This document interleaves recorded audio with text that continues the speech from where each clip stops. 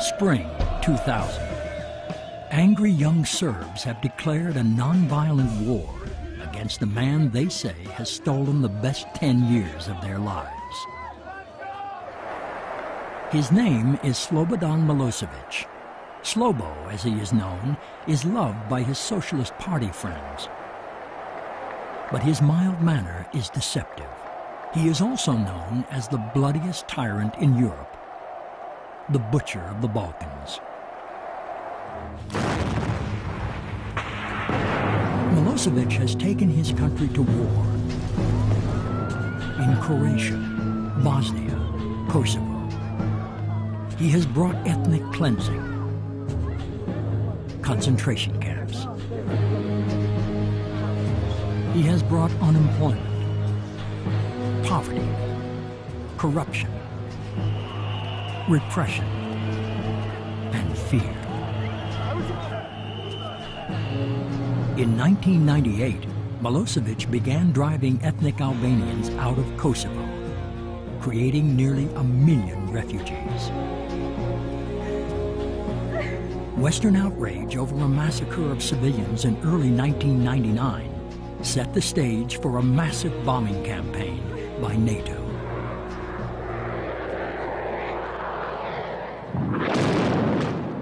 For 78 days, at a cost of $3 billion, the bombs fell. United by their suffering, many Serbs rallied around Milosevic.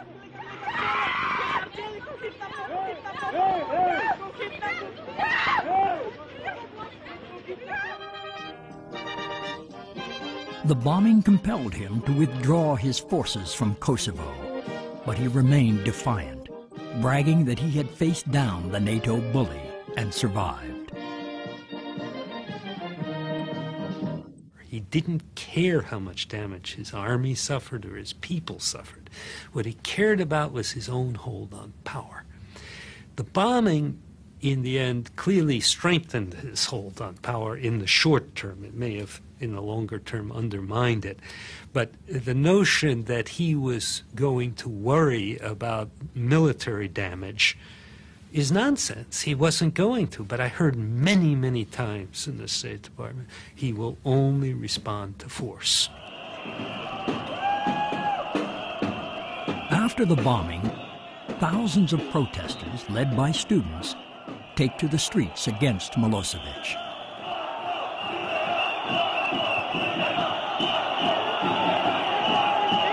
Security forces deal with them easily. And though they are determined, marching day after day, demonstrations are no serious threat to the regime. But among the opposition, one group knows that protest is not enough. Working quietly, they target the very foundation of Milosevic's power, the ordinary people who until now have been afraid to oppose him. Their symbol, the clenched fist. Their name, Otpor, the Serbian word for resistance. Otpor, resistance, is already a year old. But in the aftermath of the NATO bombing, it's growing fast. Founded by a dozen student activists in their teens and 20s, Otpor has no offices. They operate on a shoestring, meeting in cafes, communicating by cell phone. Some of them have been arrested, and the police monitor them closely.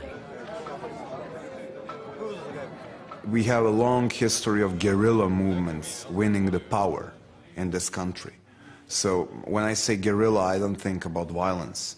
I just think about hidden leadership, some kind of mysteria about that. There is an organization where we are, the whole story of Otpor, even the recruitment list you are filling, is like you're joining the army with a mission. Their numbers are small, but they create the impression of an extensive organization. Stark black and white leaflets reinforce their blunt slogans. Bite the system.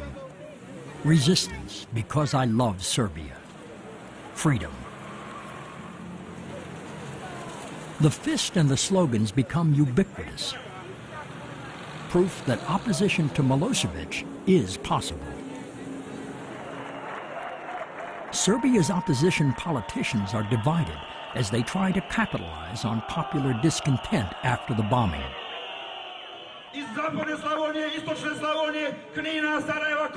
Zoran Djindjic heads the best organized party, but there are 24 political parties, and most Serbs have lost faith in politicians.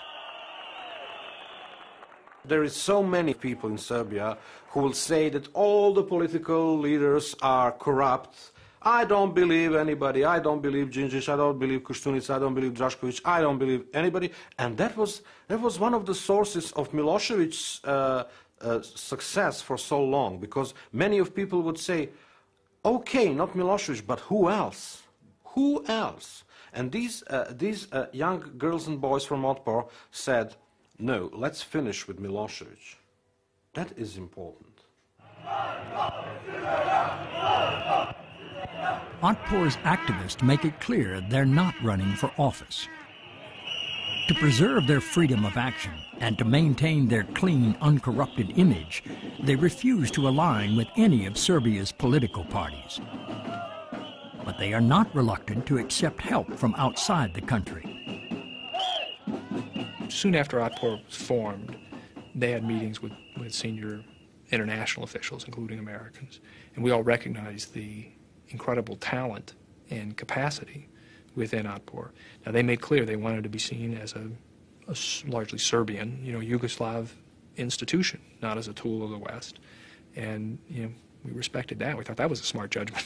So from the beginning, we saw in Otpor a degree of enthusiasm and talent, and just kind of political sense that was really encouraging and deserved our support however we could offer it.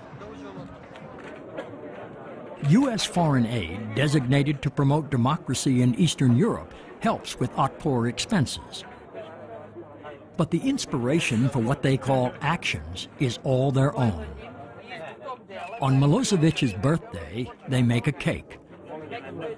The cake signifies our country, which fell apart. It's like all those pieces of cakes are falling apart, and they're eaten by Slobod. On the lunar eclipse, they invite shoppers to view the eclipse they have in mind.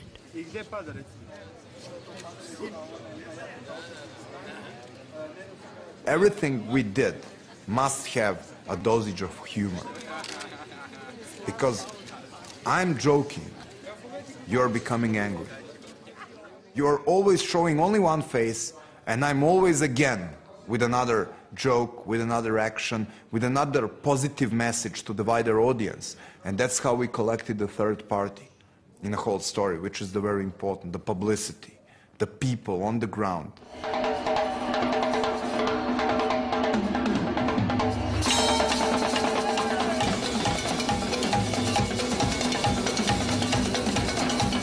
Otpor invites Belgrade to a New Year's Eve party.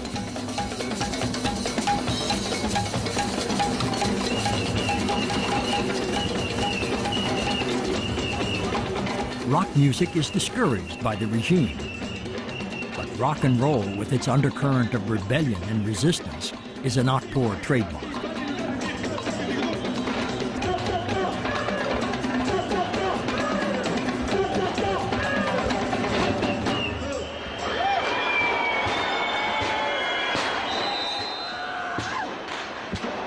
At midnight, instead of the traditional celebration, Otpor shows the names and pictures of Serbs who died in Milosevic's wars.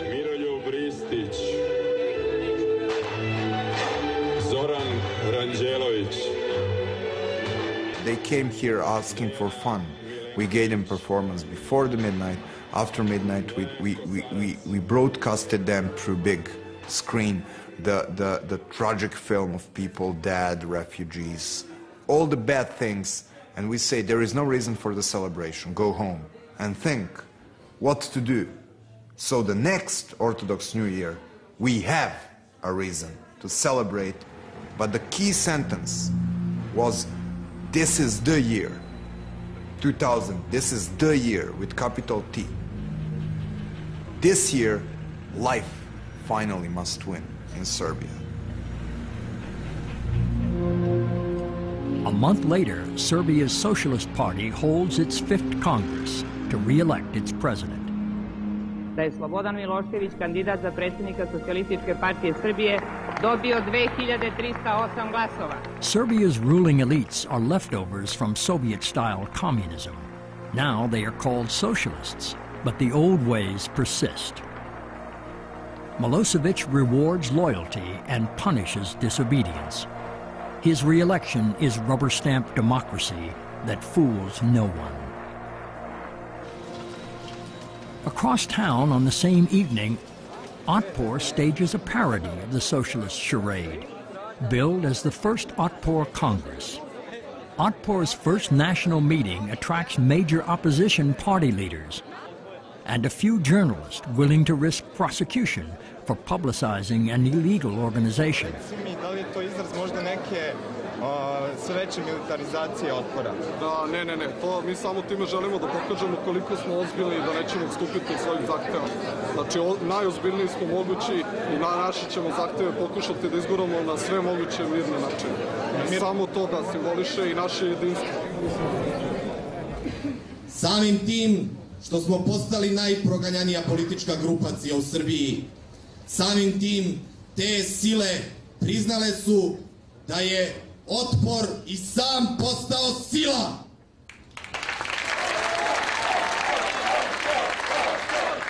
Police harassment has not discouraged them. Recent arrests have spurred a surge in membership. Danas imamo Otpor u preko 70 gradova u Srbiji. Boasting activists from all over Serbia, Otpor declares itself a national movement. We did everything like we are a massive movement. We made a congress, like, I don't know, we cover whole Serbia. And then after the congress, we did cover whole Serbia. We, I don't know, said we are a people's movement, although we were just a bunch of students. But after that, we became a people's movement and everyone came to us. Otpor's recruiting strategy relies on shock therapy, the clenched fist, stormtrooper wardrobes, and black leather are intentionally sinister. It's all part of the message. Ja sam huligan I uličar, što noću ide po zemlji čitulja I uznemirava javnost lepeći plakate Otpor jer volim Srbiju. Ja sam narkoman, uživam u slobodi I svakog dana mi je treba sve više I sve više želim. Ja sam izdajnik. They had tremendous enthusiasm. The keenness of these kids to do something was extraordinary. But there were others in official positions who raised some eyebrows about that. I mean, did they really want to be supporting student protesters whose symbol was a clenched fist? I mean, that goes a little far for the U.S. government. To the credit of those who were in charge, they were eventually convinced that that was a good idea. And if you talk to the Otpor kids, you realize these were not crazy kids. These were people who wanted to be free. Uzmite se u pamet, vi gospodo, jer I đavo je u Srbiji odneo šalu. Prekinite sa nasiljem, prekinite sa progonima, prekinite sa represijom, prekinite sa državnim terorizmom.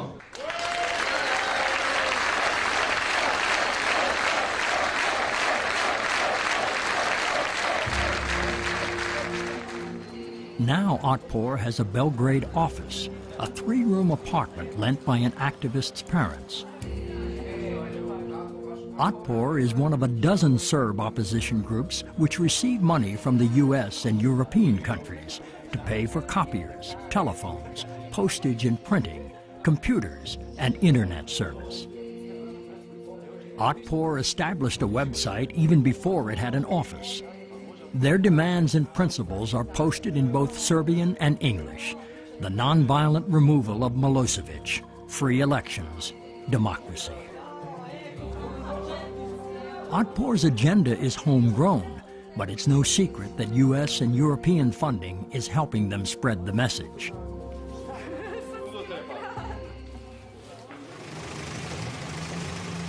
In late winter, Otpor's foreign financing makes it vulnerable. But when Milosevic says Otpor is an American puppet, they know they're becoming effective. The people in these countries don't always like it done openly.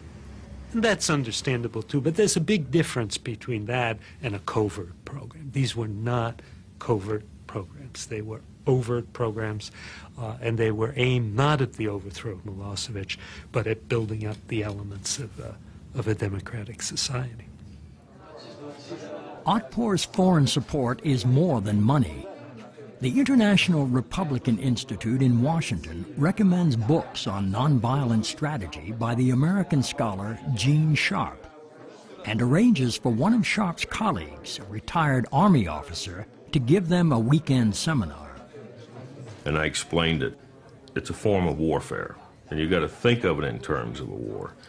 And if you decide to accept nonviolent struggle, then the same principles of war. We mentioned objective.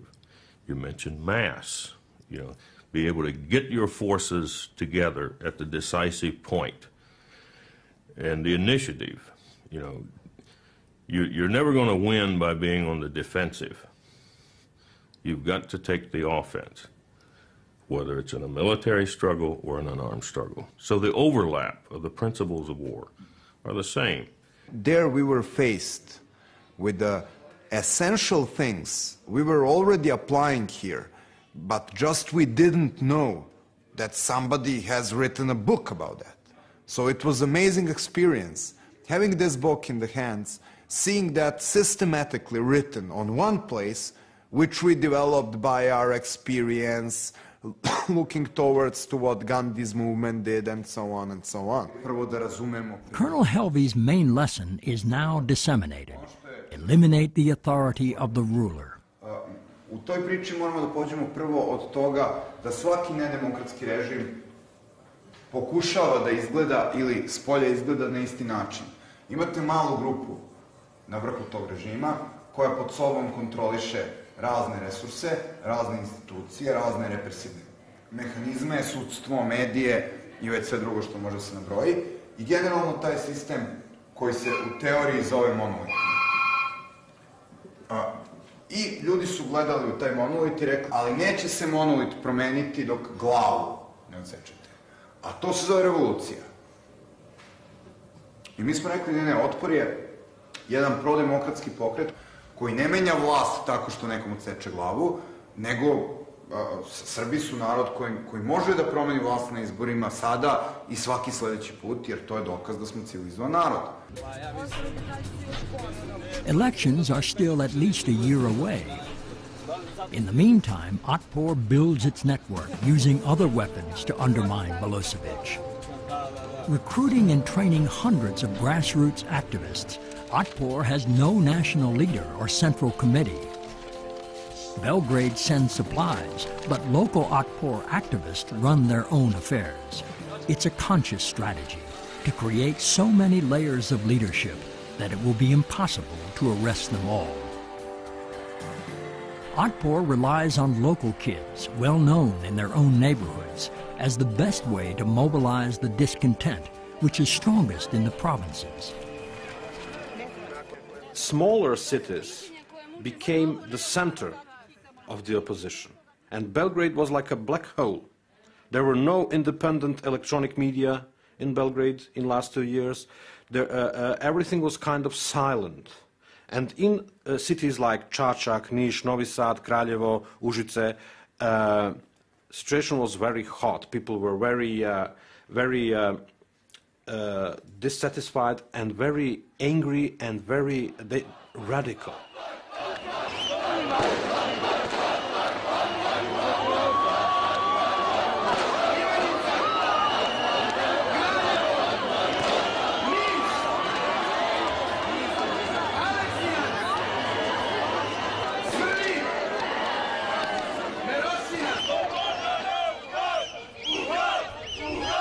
As Otpor organizes in town after town, the regime faces a dilemma, whether to continue small-scale repression or launch an all-out offensive. On May 14th, the state information minister suddenly escalates the attack on Otpor in a nationally televised press conference. Onaj ko pokušava da Otpor predstavi kao studentsku političku partiju i organizaciju greši. Otpor je neofašistička organizacija na tradiciji crvenih brigada i ova država će sa svim svojim strukturama koju i druge države koriste kada su suočene sa terorizmom ovakvih razmjera. Having labeled Otpor a terrorist group, the regime unleashes a wave of beatings and arrests.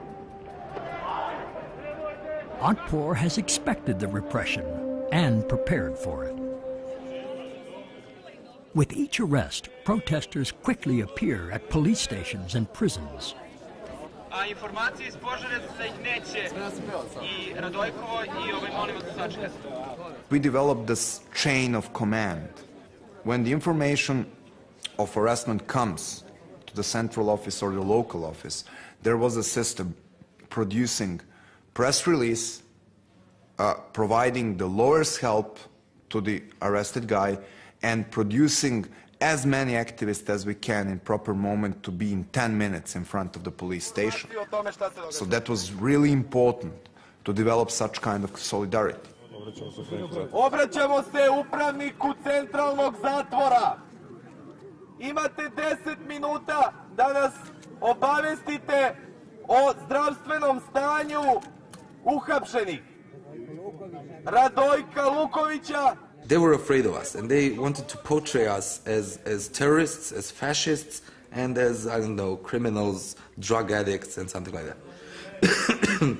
But when people go out in the streets, they see members of resistance. They see that these kids are like 18 to 20 years of age. I'm one of the older members, like I'm 26, 27 now. And they say, come on, this is ridiculous. These kids are not fascists. These kids are just kids. So it was very important for us to show how the state television propaganda was actually ridiculous. Smo ovdje direktno uključeni ispred Niškog supa. Ja ovdje imam primjerak jednog teroriste, živ primjerak, njegova bicikla je stradala na granici Srbije i Crne Gore. Kao što vidite, vidi se tu nekih metar i 90, nosi majicu terorističke organizacije Otpor, nosi naočare, to znači da mnogo čita, opasno u ovoj zemlji čitati, vodite računa. After midnight on May 17th, the police take over Belgrade's largest TV station, 2 independent radio stations, and a newspaper which has criticized the regime. In the morning, the city discovers its best sources of independent news have been cut off. During the day, thousands of protesters assemble at the city hall.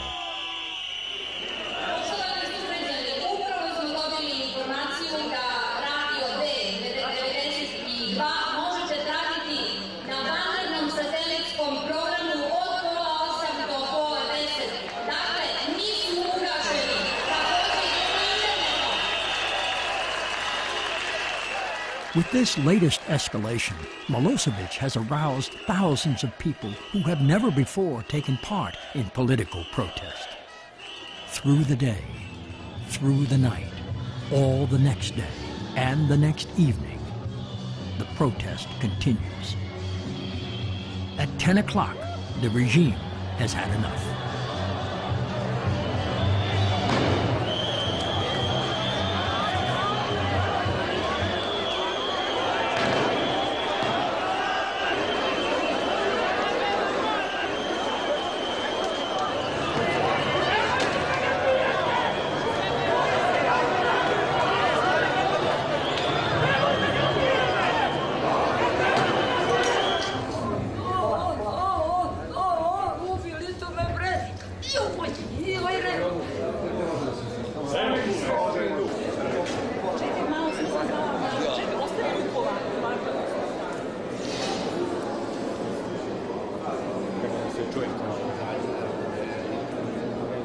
the main mistake of the regime was that they spread the circle of those who were under the repression.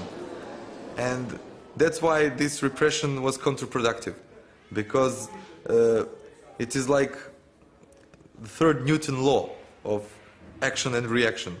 When you raise the level of repression, the resistance goes up as well.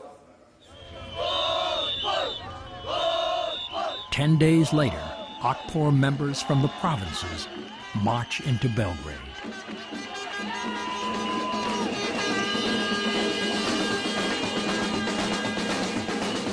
They have come to put the squeeze on Serbia's opposition political leaders, to stop their bickering and work together against Milosevic.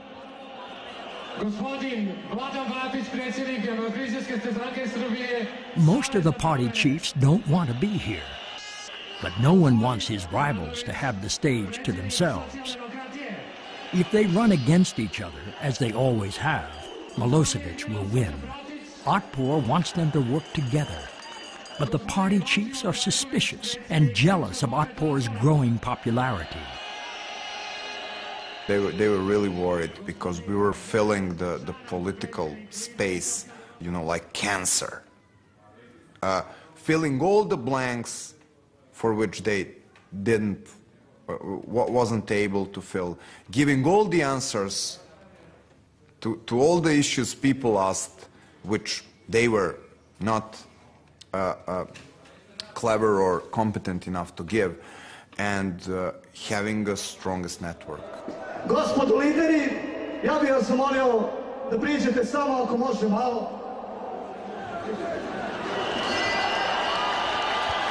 Their reluctance to touch the flag of the brash Otpor movement shows how hard it will be for them to work together against Milosevic in next year's election. On July 27th, Milosevic springs a surprise, calling for elections 10 months ahead of schedule. He knows the opposition is unprepared, and he badly needs to renew his claim to legitimacy.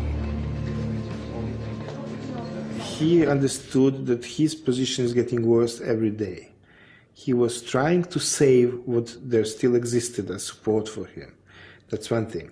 The second thing is he was prepared to steal. And the third thing is he was prepared to keep his power by force.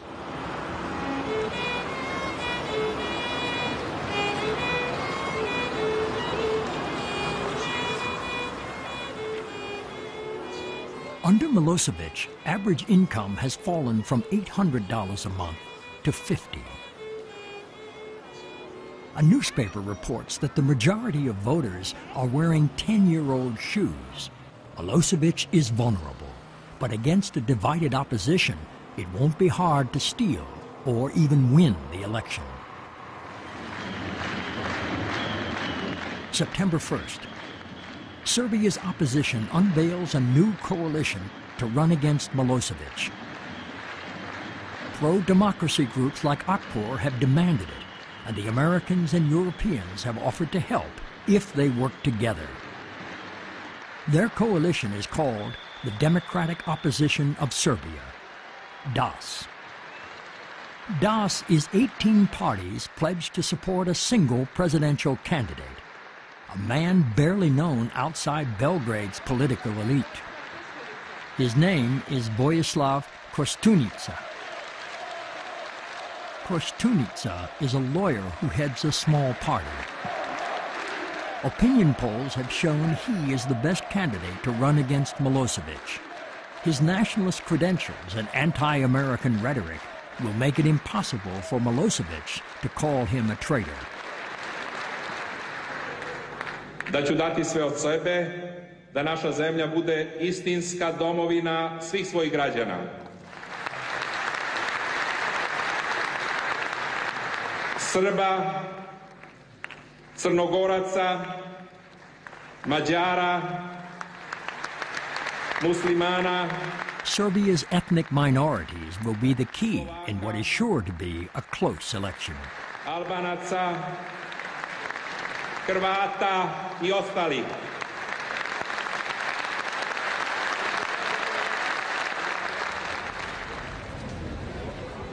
Koštunica works the smaller towns where Milosevic dares not go. DAS strategists get help from U.S. pollsters and political advisors based outside Serbia. The polling told us the voter desperately wanted a reason to vote against Milosevic and for a better life in Serbia. So we really worked with the party leadership to understand they had to go out and meet the voter one-on-one. You know, shaking hands as you go through the market, going and knocking on doors, doing telephone calls. And as a consequence, they got tons of local press, local television, and they were able to compensate for what they couldn't get in Belgrade.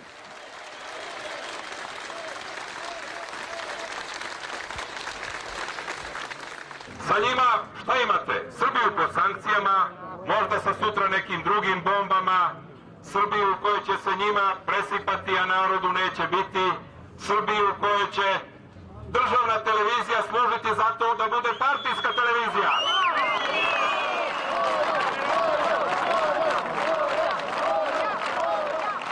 The positive message was our vision of the new way of life, because we have been so tired by our life being so uncertain, wars, pressures, Milosevic's repression. And my impression during that campaign, talking to so many people, was that actually that's what they needed and that's what they dreamed about. So they were not just thinking so much about Milosevic.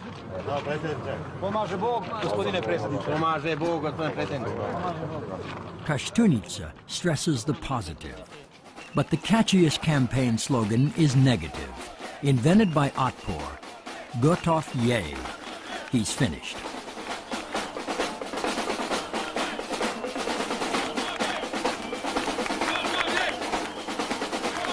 Gotov je, he's finished. It was daring, audacious, bold to say, Milosevic, he's finished. They didn't even say Milosevic. They said, he's finished. Everybody knew what they meant. And they did this over and over with different slogans that they have an edge to them. They fit in the society in a remarkable way. Koštunica campaigns alone. Other party leaders like Zoran Đinđić set aside their own substantial egos and ambitions to campaign separately on his behalf.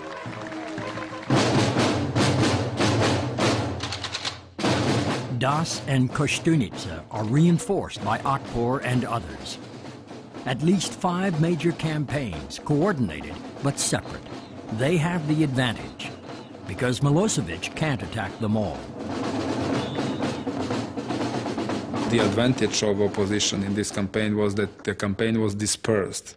Otpor in one side, other non-governmental organizations, G17 plus, those parties and Koštunica. We had 5 campaigns, so we didn't know who is the leader. It was not recognizable, so Milosevic didn't know who should be attacked. Milosevic makes his first campaign appearance only 2 weeks before the election. 12. Septembar, dan oslobođenja. Živeli!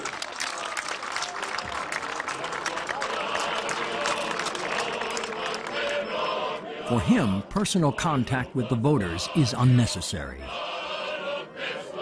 It's no secret that the Socialist Party pays people to turn out for his rallies, to make better pictures on state television.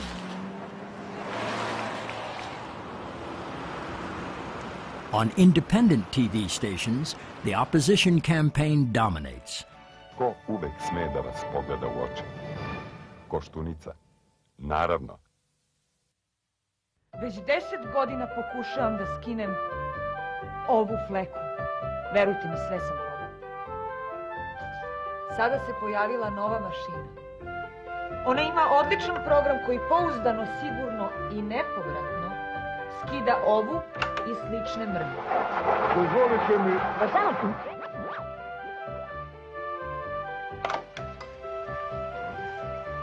Vidite, deluje.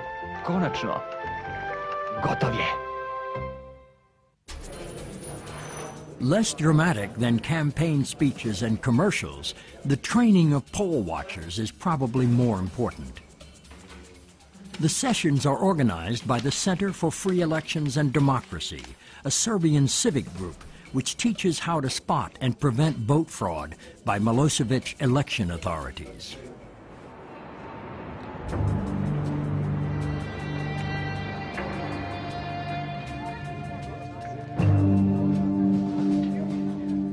By election day, the Democratic opposition, Get Out the Vote groups, Otpor, dozens of pro-democracy and human rights organizations, and independent media have joined in the campaign. In the last year, they have received $25 million from American sources. When the voting stations close, all parties certify the count at each location. Any attempt to steal the election will have to be committed by the regime in Belgrade. There were 10,000 polling places. You need at least 30,000 people to monitor 10,000 polling places. Had they really organized 30,000 people?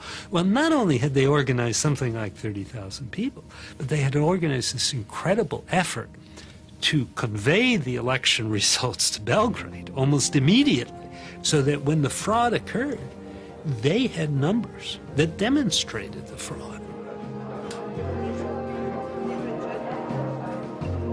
An email network feeds the results to a computer center.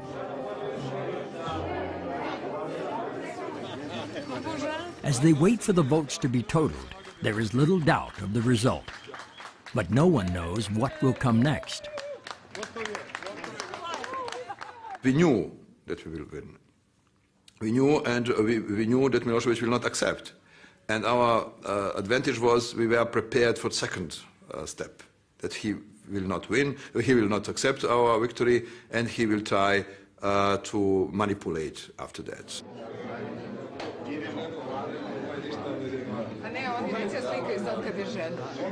At campaign headquarters after midnight, they wait until the tabulations have been double-checked.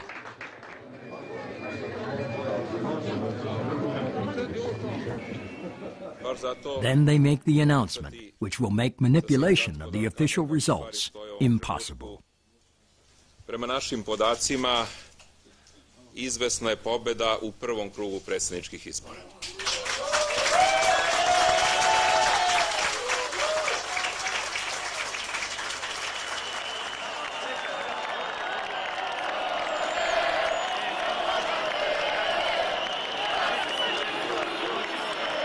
Only one question remains: when or whether the winner will take office.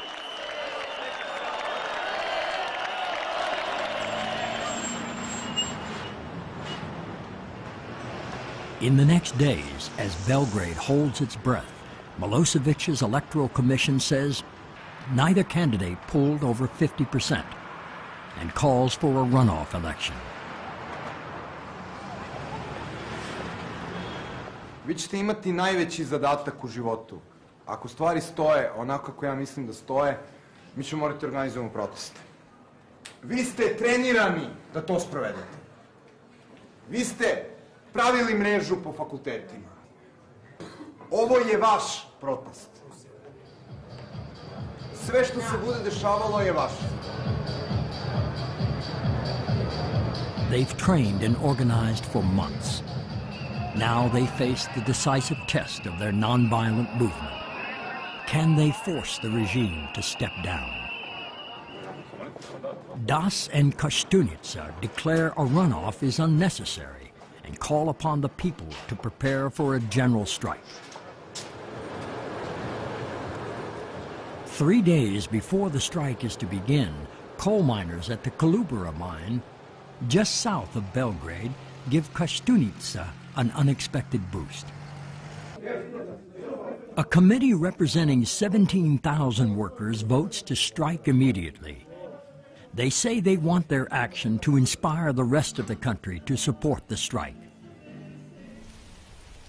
The mine, which produces 70% of Serbia's electrical power, is idle. The miners have set an example. Now the rest of the country joins them in a nationwide action to bring all normal life to a standstill.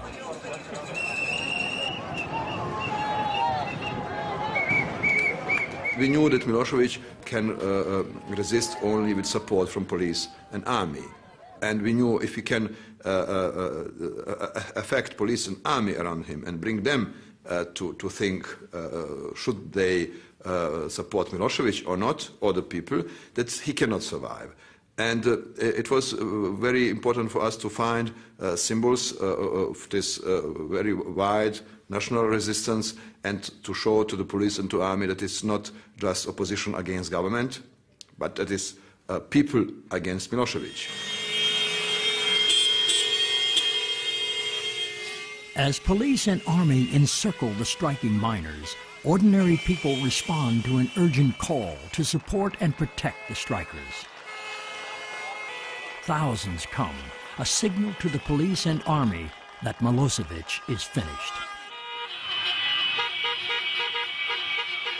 In larger cities, taxi drivers join in slow-moving rolling blockades. Public transport drivers park their buses and streetcars across major intersections.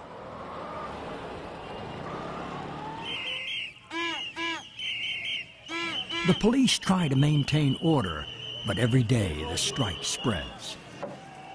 Having lost the election and been thwarted in his attempts to steal it, Milosevic must now step down or use violence.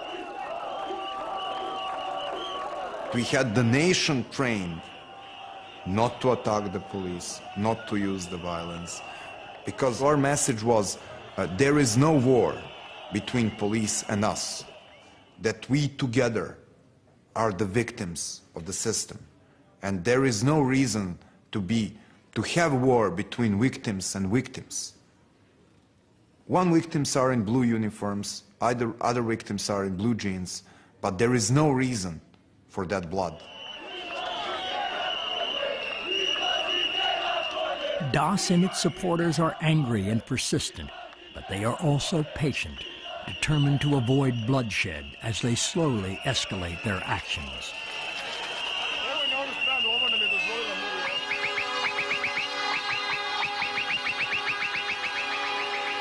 It was crucial that we left enough time for these people in the regime to understand what is going on. It was not just one day revolution, but it was 10 days with daily increasing this pressure, and Serbia was in blockade. But by the end, it was absolutely clear that the majority is against Milosevic.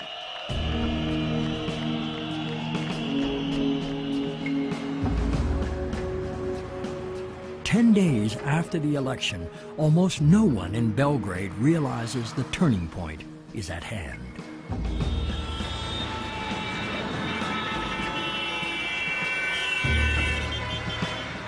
Since before daybreak, Serbia has been on the move, converging on the capital from every direction. The operation has been quietly planned by DAS leaders across the country. Convoy leaders have prepared for police resistance. They've even brought bulldozers to break through barricades if necessary. At 9 a.m., one convoy, led by the mayor of Čačak in his jogging suit, finds the road completely blocked by police. Dobar dan. Dobar dan. Je ovo slobodna država? Jeste. A šta je ovo? Šta je ovo? Prepreka pošli na put. Nećemo ulaziti. Čekaj, je slobodna država ili nije? Nećemo ulaziti u konflikt. Čekaj, laki polako. Kolona je dugačka od Čačka. Pomerite kamione, nemate uopšte razloga. Ljudi, budite i vi pribrani. Jesmo pribrani, došli smo. Naređenje nam je tako, znači, ja mogu malo da vam kažem. Znam. Juče smo... Vi shvatite mene. Dobro, ćemo li mi da preduzimo akciju da vi ništa se ne mešate?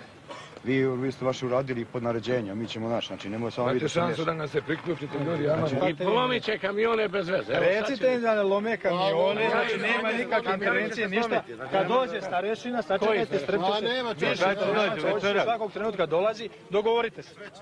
Jel može tako? Ne.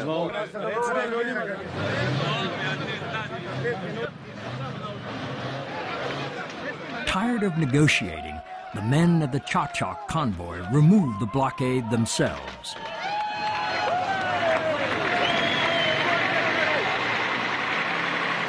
These people who came from cities like Čačak or Ružice, they were prepared to do anything. They were not just urban demonstrators, as the most people of Belgrade, just go to the streets and shout and then go home. No, these people came here to do something, and they will not go back home before that is finished.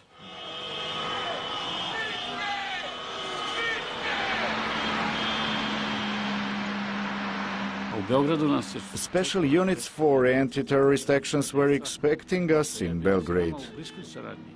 They'd been cooperating with us closely. We made radio contact with them every 10 minutes. I would then give the information to my fellow citizens. We have the police. They are taking our side any minute now. As the morning goes on, it becomes clear that the police will build barricades but not defend them. Convoys from the south enter Belgrade at about 11 in the morning.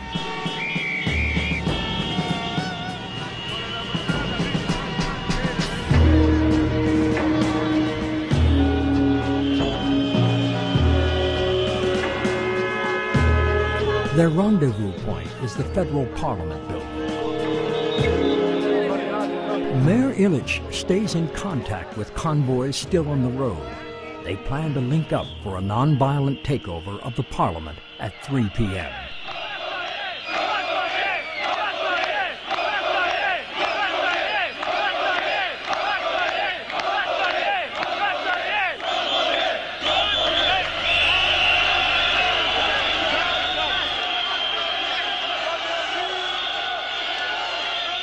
Through back-channel contacts with commanders, Das has been assured the security forces will step aside.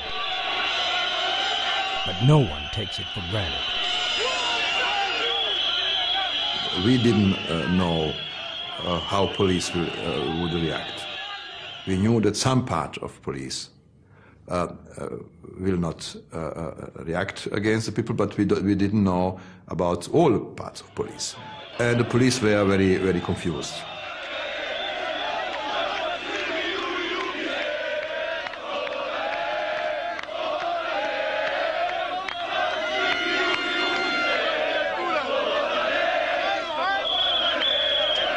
The impatient Čačak contingent advances before the other convoys arrive, but they are easily repelled.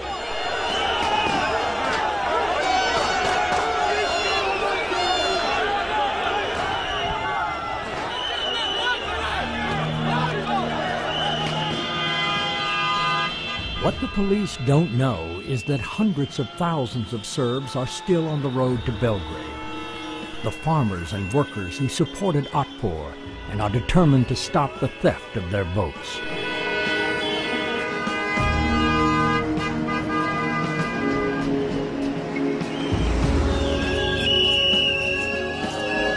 Hours after the first convoys arrived in the capital, the news reaches Belgrade's citizens. They come into the streets chanting, "Serbia has arisen."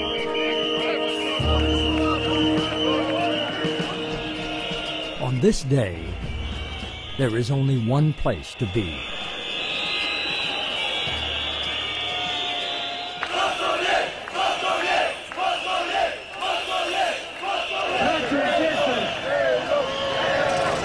Nemojte gađati policiju.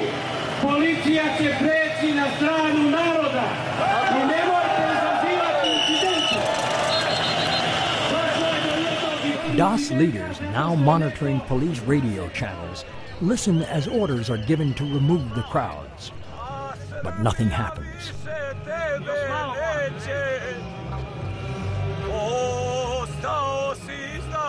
They didn't really mean to do anything. They simply ignored the orders and they observed what is going on. And when they realized that there is hundreds of thousands of people in the streets of Belgrade, and there is more and more and more coming from all parts of Serbia, and that you have a kind of uprising in this country, of course they knew that any kind of using the force against these people would be a self-destruction, and they realized that it would mean that they are losers together with Milosevic. They didn't want that to happen.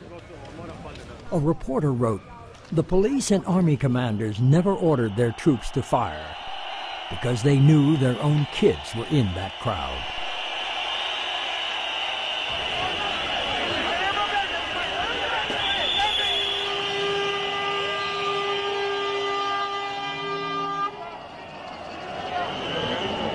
Inside the building, they find thousands of presidential ballots, pre-marked for Milosevic.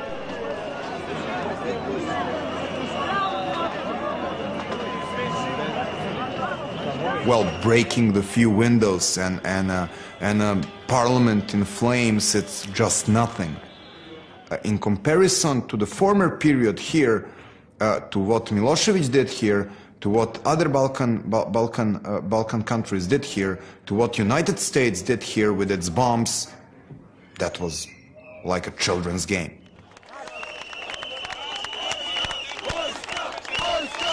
Two lives are lost in the takeover, to a heart attack suffered by an elderly man in the crowd and a traffic accident.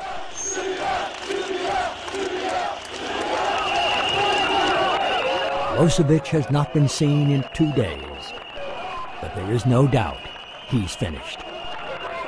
The people have taken power. What we needed the whole time was not the threat or use of force. It was the threat to his hold on power, and that was best gained through democratic forces within Serbia. And, the grand lesson here is that broad-based coalition of popular, nonviolent protest can sweep away a dictatorship much more quickly than all the covert action on earth.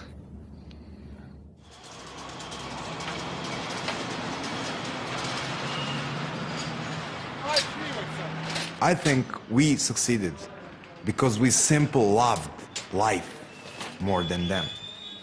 Generally, those guys were the preachers of the death. Their hatred, their propaganda, their language smelled like death. And we won because we loved life more. We decided to love life, and you can't beat a life. So this is what Ottobar did. We were a group of fans of life. And this is why we succeeded.